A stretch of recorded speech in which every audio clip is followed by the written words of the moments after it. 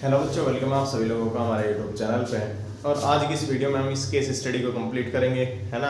आपके 17 फरवरी से पेपर हैं, तो मैं कोशिश करूंगा कि आपको एक तो जल्दी से जल्दी इसकी सम एप्लीकेशन ऑफ ट्रिग्नोमेट्री की केस स्टडी आपको कंप्लीट करा सकूं। और दोस्तों, मैं आपके लिए लेकर आने वाला हूं 120 MCQs जो लास्ट 20-25 ईयर में आए हैं और जो मोस्ट इंपॉर्टेंट है, क्योंकि कंसेप्ट्स नहीं बदलते, MCQ भले ही बदलते हो, है ना। उन्हीं कंसेप्ट्स पाएंगे, तो अगर हम उनको रिवाइज कर लेंगे तो आपकी सारे के सारे दोबारा से MCQ जो है वो रिवाइज भी हो जाएंगे और सारे के सारे चैप्टर भी आपके रिवाइज हो जाएंगे। तो चलिए अब हम इसको स्टार्ट करते हैं और इस क्वेश्चन को करने की कोशिश करते हैं। देखिए क्वेश्चन क्या कह रहा है कि the Statue of unity situated in Gujarat की, कह रहा है कि जो स्टेट ऑफ यूनिटी है वो सिचुएटेड है गुजरात में, जो वर्ल्ड की सबसे लार्जेस्ट स्टैचू है और उसकी जो ओवर है 58 मीटर हाई बेस। कह रहा कि वो ना एक बेस के ऊपर है। देखो ये वाला जो बेस है, ये कह रहा है कि इसकी जो हाइट है वो 58 मीटर है। ठीक है, आगे कहता है as part of the project, किसी बच्चे को भी प्रोजेक्ट मिला हुआ तो कहता है a student constructed an inclinometer and wishes to find the height of the Statue of Unity. अब देखो इंक्लिनोमीटर क्या होता है। इंक्लिनोमीटर एक ऐसा इंस्ट्रूमेंट होता है जिसको हम एंगल मेजरमेंट के लिए यूज करते हैं। ठीक है, तो कहता है कि जो एक बच्चा है वो ना इंक्लिनोमीटर का यूज करता है और वो ना इस स्टैचू की हाइट फाइंड करना चाहता है कि भाई ये स्टैचू हाइट कितनी है।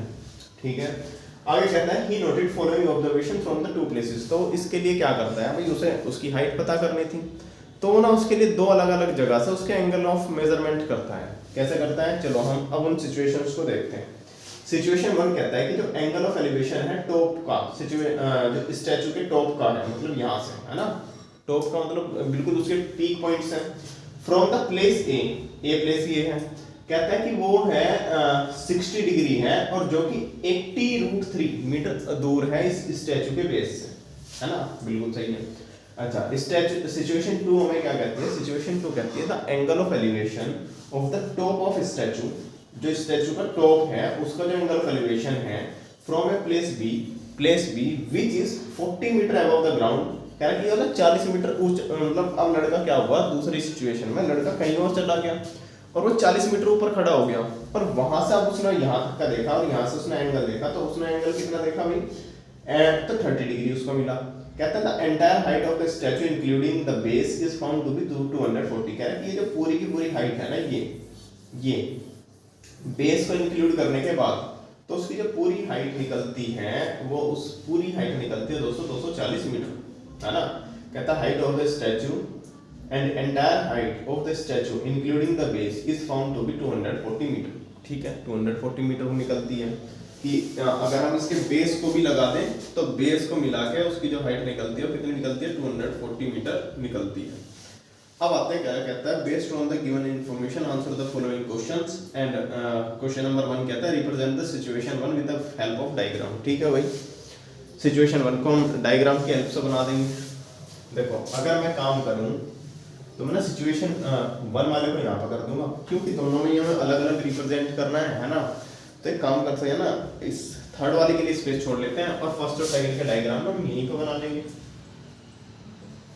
ये फर्स्ट और सेकंड के डायग्राम हम यहीं को बना देंगे, क्योंकि सेकंड सिचुएशन में भी उसने केवल और केवल डायग्राम को ही बनाने के लिए बोला है ना। चलिए अब हम यहाँ पर राइट कर देते हैं, क्योंकि वो सिचुएशन 1 कह रहा है, तो ISITUATION सिचुएशन 1। सिचुएशन 1 के लिए क्या डायग्राम बनेगा कि वो पॉइंट ए से है। चलिए मान लेते हैं कि ये जो है वो angle of state of unity है।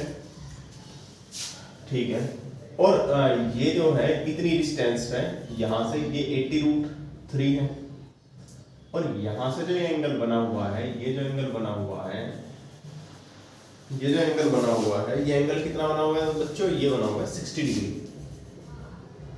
60 डिग्री, ये ए मान लो, इसको बी मान लो और इसको मान लो सी, है ना। नहीं, इसको मान बी सी नहीं मानते, क्योंकि बी का हमारा ये वाला पॉइंट हो गया। इसको मान लो पी और इसको मान लो क्यू। ठीक है, ऐसा आप मान सकते हो। अच्छा ठीक है, अब सेकंड वाली सिचुएशन मान। सेकंड वाली सिचुएशन में क्या कहता है कि वो जो लड़का है ना वो बी पॉइंट पर खड़ा हो गया, लेकिन जो बी पॉइंट है वो तो 40 मीटर अबव है ग्राउंड लेवल से। मैंने मान लिया ये है 40 मीटर अबव, लेकिन जो स्टेट ऑफ यूनिटी है वो भी यहीं पे ऐसा होगी, है ना। और कहता है कि अब ना उसका जो एंगल है यहां से, ये जो एंगल है ये है दोस्तों 30 डिग्री। और वो ये भी कहता है कि जो पूरी यूनिटी की हाइट है वो है 240 मीटर। मतलब ये जो पूरी की हाइट है ये 240 मीटर है। लेकिन दोस्तों बच्चों 40 मीटर तो यहाँ चला गया, मतलब ये कितना मिला, ये आया 200। कितनी केवल है ना, क्योंकि 40 मीटर यहाँ है तो 40 मीटर भी यहाँ होगा, तो ये भी 40 मीटर है। ठीक है, तो ये हमारी सिचुएशन 2 भी बन चुकी है ना। इस पॉइंट का नाम है बी और इसको हमने क्यू मान रखा था, क्यू मान लो, इसको पी मान लो, है ना। और बाकी की सिचुएशन को अपने अकॉर्डिंग, मतलब पी क्यू, इसको आर मान लो और इसको एस मान लो, बस बहुत है ना। अब आते हैं क्वेश्चन नंबर 3 के पार्ट। भाई हमारे फर्स्ट और सेकंड पार्ट तो इतने ही हो गए, एक एक नंबर हमारा पक्का यहीं से हो गया। अब आते हैं 3 के ए पार्ट पे। 3 का ए पार्ट क्या कहता है कि calculate the height of the statue excluding the base and also find the height including the base with the help of situation 1। ठीक है, देखो कहता है कि यार फाइंड तो कर दो तुम, लेकिन तुम कहोगे भैया उसने 240 हाइट तो दे रखी थी, लेकिन बच्चों वो दे रखी थी सिचुएशन 2 के अकॉर्डिंग। हमें जब क्वेश्चन के अकॉर्डिंग चलना है, हमें अपना दिमाग दौड़ाना ही नहीं है। अगर क्वेश्चन कहता है सिचुएशन 1 के अकॉर्डिंग चलो तो भाई दोबारा सॉल्व करो, कोई प्रॉब्लम नहीं, चाहे हमारा आंसर वही आ जाए, कोई प्रॉब्लम नहीं है, लेकिन हम चलेंगे उसके अकॉर्डिंग ही, जैसे वो क्वेश्चन कह रहा है, क्योंकि नंबर तो हमें तभी मिलेंगे। तो अब हम आते हैं इसमें भाई 3 के ए पार्ट। देखो कहता है calculate the height of the statue excluding the base, ठीक है, and also find the height of including the base with the help of situation 1। भाई सिचुएशन 1 तो ये रही, अभी तो मैं इन्हें हटा लेता हूं, है ना, क्योंकि 3 के पार्ट में। अब सिचुएशन 1 ना मैं इसमें फिर से बनाता हूं भाई। ये बच्चों हमारी सिचुएशन 1 थी, ये 60 डिग्री था, ये ए था, ये 80√3 था, और ये पी था, और ये क्यू था, और ये 60 डिग्री था। ठीक है, बिल्कुल सही है। अब अगर हम इसमें आगे बढ़ते हैं और हमसे वो कहता है कि भाई ना आप ये वाली हाइट बता दो, पूरी की पूरी हाइट बता दो, पी क्यू की हाइट पूछ रहा है, मतलब वो। अब बच्चों ऐसा कौन सा रेशियो है जो इसके साथ इसका रेशियो देता है, इस रेफरेंस एंगल के साथ? तो आप कहोगे भैया या तो tan देता है या कोट देता है। भाई कोट की बात करें तो वो बेस अपॉन पी होता है, परपेंडिकुलर, और अगर tan की बात करें तो परपेंडिकुलर अपॉन बेस होता है। तो कोई से को भी लगा लो। तो इन ट्रायंगल APQ में हम क्या बोलेंगे बच्चों, tan 60 डिग्री इक्वल टू होगा PQ अपॉन में AP। अब भाई tan 60 की वैल्यू क्या होती है, √3। PQ की वैल्यू क्या है, PQ की तो वैल्यू हमने निकालनी है, और AP की वैल्यू है बच्चों कितनी, 80√3। तो अगर मैं यहाँ से PQ की वैल्यू निकालता हूँ तो √3 में मैं इस 80√3 की मल्टीप्लाई कर देंगे, √3 की मल्टीप्लाई √3 में 3, यानी कि ये हो गया 80 × 3, और ये आ गया हमारे पास PQ, और PQ की वैल्यू हमें मिल गई भाई 8 3 जो 24, पीछे एक 0 है तो हम लास्ट में 0 लगा देंगे, यानी कि ये आ गया 240 मीटर। अब ये क्या है भाई, आप भी ग्राउंड पे थे, यूनिटी स्टेट ऑफ यूनिटी भी ग्राउंड पे, मतलब आपने इसकी ना एंटायर हाइट निकाल दी। तो अगर आपने ना ये निकाल दी, ये वाली तो निकाल दी, लेकिन अब ये निकालेंगे एक्सक्लूडिंग द बेस। तो हाइट ऑफ यूनिटी, या फिर हम बोल सकते हैं height of statute excluding the base. Base को निकालने के बाद हाइट बता देंगे भाई वो कितनी निकलेगी। भाई टोटल में से जो उसके बेस की हाइट है 58 वो निकल जाएगी, ठीक है। 240 में से 58 माइनस कर दो, 248 में से 58 जब आप माइनस करोगे तो देखो 40 तो ऐसे ही चला गया, अगर आपको दिखाई दे रहा है 58 में से भी 40 यानी कि 200। अब 200 यहाँ से बचा 18, तो 200 में से 18 और माइनस कर दो, तो 200 में से जब आप 18 माइनस करोगे तो आपको मिलेगा कितना बच्चों, 182, है ना। करके भी देखते हैं, वैसे तो मुझे लग रहा है मैं सही हूँ एकदम, और हम 58 को भी माइनस कर देते हैं। 10 में से 8 गया 2, और यहाँ पे बचा कितना बच्चों, यहाँ पे बचा हमारा 13 में से 5 गया 8, और ये आ गया 1। तो ये हमारे सामने आया 182 मीटर, ठीक है। ये आगे हमारी दोनों चीज हमने निकाल दी पूरी, including the base and excluding the base. अब हम आते हैं 3 के बी पार्ट में। थर्ड का बी पार्ट क्या कहता है, थर्ड का बी पार्ट कहता है find the horizontal distance of point B. कह रहा पॉइंट बी की ना ओरिजेंटल डिस्टेंस बता दो from the statue situation second के अकॉर्डिंग। अब देखना, ध्यान से देखना है ना भाई। आप कहोगे भैया देखो ये तो बेस हो गया, मान लेते हैं ये इतना बेस हो गया, ये बेस हो गया है ना।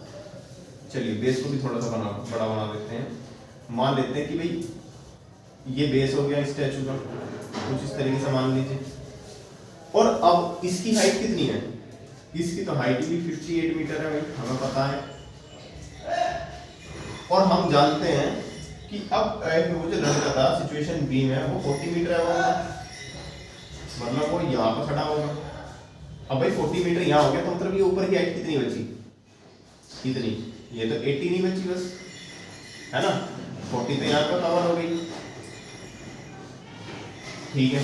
और यहाँ से कह रहा था कि जो एंगल बन रहा था वो बन रहा था 30 डिग्री का, नहीं है ना, एंगल 30 डिग्री का नहीं है। हाँ ये तो हमें एंगल निकालना है, अल्फा एंगल है तो ये एंगल तो हमको निकालना है, सही है। अब अगर हम इसमें देखते हैं तो देखो क्वेश्चन नंबर कैसा है कि भाई एक तो ओरिजेंटल डिस्टेंस बता दो। ओरिजेंटल डिस्टेंस मतलब भाई आपने ये वाली डिस्टेंस बता दो, ये वाली कितनी डिस्टेंस पर, क्योंकि जितनी ये है उतनी ये है, कितनी डिस्टेंस पर खड़ा है वो बच्चा। चलो ये पॉइंट बी है ना, और ये पॉइंट क्या है, इसको हमने आर माना था, इसको हमने नीचे वाले पॉइंट को एस माना था, पीक पॉइंट। अच्छा ये तो बेस वाले हो गए ना, हाँ इस वाले पॉइंट को हमने पी माना था उसमें, और सबसे पीक पॉइंट को क्यू माना था। यहाँ पे कुछ और मान लो भाई, पी क्यू आर एस, इसको टी मान लो, है ना। ये बेस का टॉप पॉइंट हो गया। अब अगर हम देखते हैं find the horizontal distance of the point B, इस पॉइंट बी की ओरिजेंटल डिस्टेंस मतलब ऐसे वो हमें बतानी है, और कहाँ से, स्टैचू के, फ्रॉम द स्टैचू, स्टैचू से बतानी है भाई कितनी डिस्टेंस है। भाई कैसे बताएंगे, कैसे बताएंगे भाई, है ना, ठीक है। And angle of elevation of the top of the base of the statue from the, ठीक है ये भी हो गया। तो अब देखते हैं हम ओरिजेंटल डिस्टेंस कैसे बताते हैं। हमें ये बतानी है और हमारे पास लॉजिक भी यही है कि भाई ये तो 40 मीटर है, ये 58 मीटर है, और ये डिस्टेंस हमें अभी तो नहीं पता, है ना। लेकिन मेरे बच्चों भाई आप एक चीज तो पता कर सकते हो ना, यहीं से ही तो पता नहीं चल रहा आपको, लेकिन सिचुएशन सेकंड तो कह रहा है ना, वो सिचुएशन सेकंड का एनालाइज करो, ये वाली चीज तो इसमें यूज हो जाएगी। तो पहले हम सिचुएशन सेकंड को करते हैं और अपनी ओरिजेंटल डिस्टेंस बता देते हैं। देखो ये करेंगे, लेकिन ये करेंगे अल्फा निकालने के लिए। अब सिचुएशन सेकंड हमारी ये थी, सिचुएशन सेकंड ये थी, यानी कि ये 200 मीटर मिल रहा था और ये 30 डिग्री मिल रहा था। यानी कि अगर मैं आपको यहाँ ध्यान से दिखाऊं ये फिगर, तो ये कुछ इस तरीके से दिखाई देती है बच्चों आपको, इस तरीके से, और ये 30 डिग्री था, है ना।